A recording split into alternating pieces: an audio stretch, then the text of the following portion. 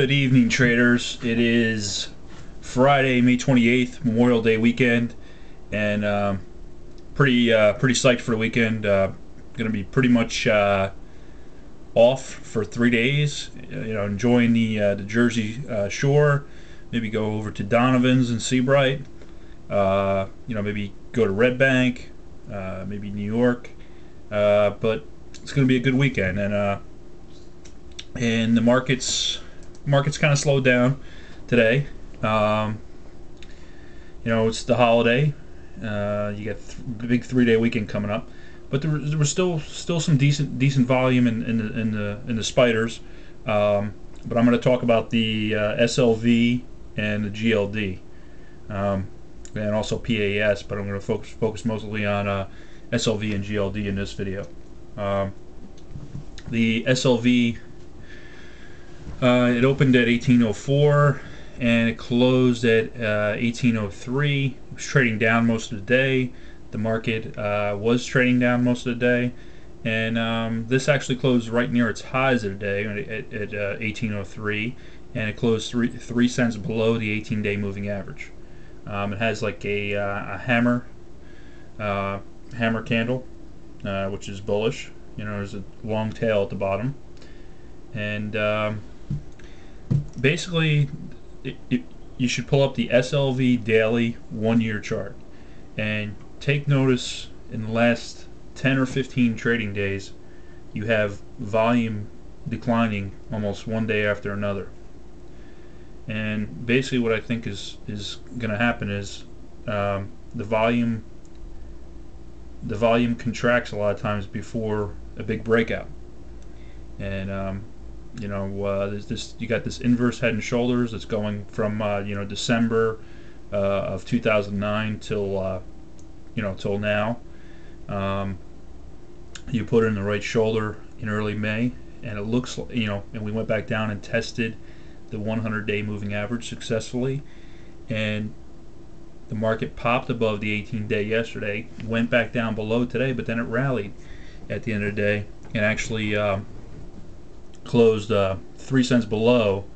But there's a lot of there's some positive technicals here. Like, you got the stochastics only in the 30s. It's a 38.21 and a 33.06, and it's pointing up. You got the MACD histogram. The bars keep rising, which is showing positive momentum, and you have the MACD above zero. It hasn't crossed the red yet, but I think the market, the volume keeps declining, and it's getting to a point where it's gonna break out. And it looks like it should break out to the upside. This head and shoulders, inverse head and shoulders formation that's been forming should be pretty reliable, because it's been over a long period of time. There's been a lot of buying interest in gold.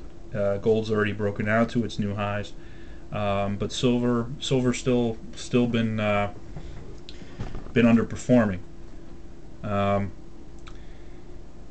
So probably next week, there's going to be a breakout, and what you want to look for is you want to see the $19 area broken to the upside with good volume. If that happens, the charts are telling you that this should run to at least like 23.50, and that would be a new high for silver. And I'm going to look at GLD.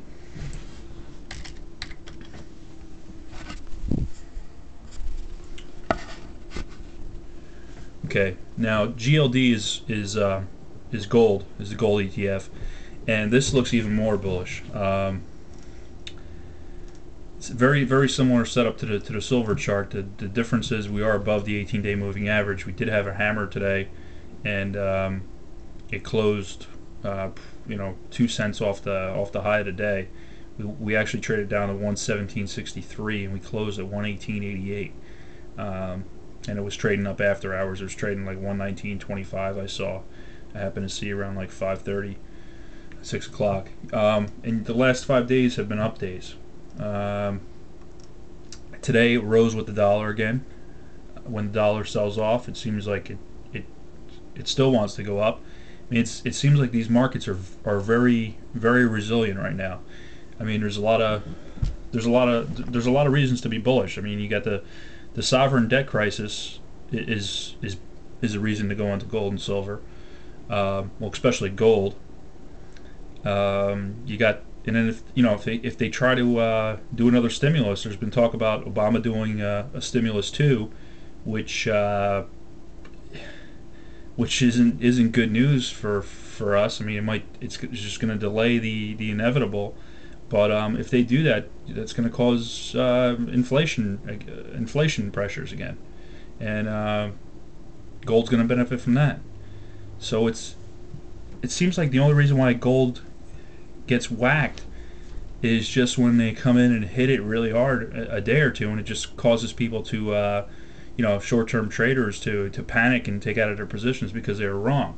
But it just keeps churning higher, and you have the same inverse head and shoulders pattern here, and this is already broken out. It broke out. You had the left shoulder at 114 in January 2010. You had the right shoulder in April at 114 again. You had the head in February. You had the low on gold of about 102 and change. And what happened? You went up to 122. And we sold off last week pretty hard those 2 or 3 days when they came in and hit the market really hard. And where'd you come back to? You came back to 114, which is the neckline. So we came back, touched the neckline, and now we're above the 18-day moving average again at almost 119. The pattern, the inverse head and shoulders on gold. If you take 102.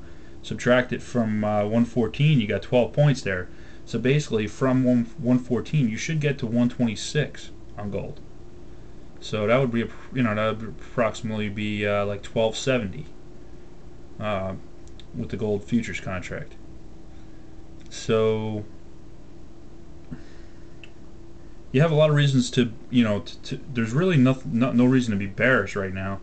GLD is.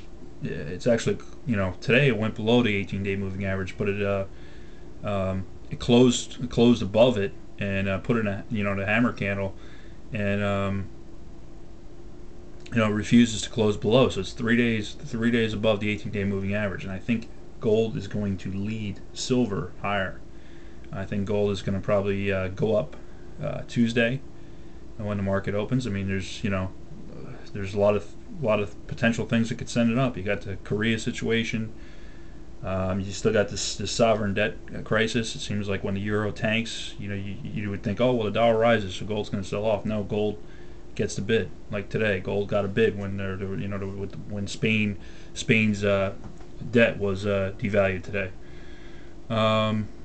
It just seems like I don't really see a reason to be bearish on this market, and there's technical reasons to be bullish. So the pattern, everything's, it did everything that you would want it to do. It broke out of the 114 area with volume, and now it came back and tested it on light volume, and now it's going higher. Now all we need to do is just see buyers come in a big way, and it looks like the volume has declined in both SLV and GLD, and that's what happens right before a breakout. There's basically nobody willing to sell it heavy, and there's no one willing to buy it heavy, but there's still enough buyers buying interest out there to keep it above all moving averages, which shows that the sellers, the buyers have control. And basically the only thing that's needed to take it higher is some more buyers to come in, which I think is going to happen next week.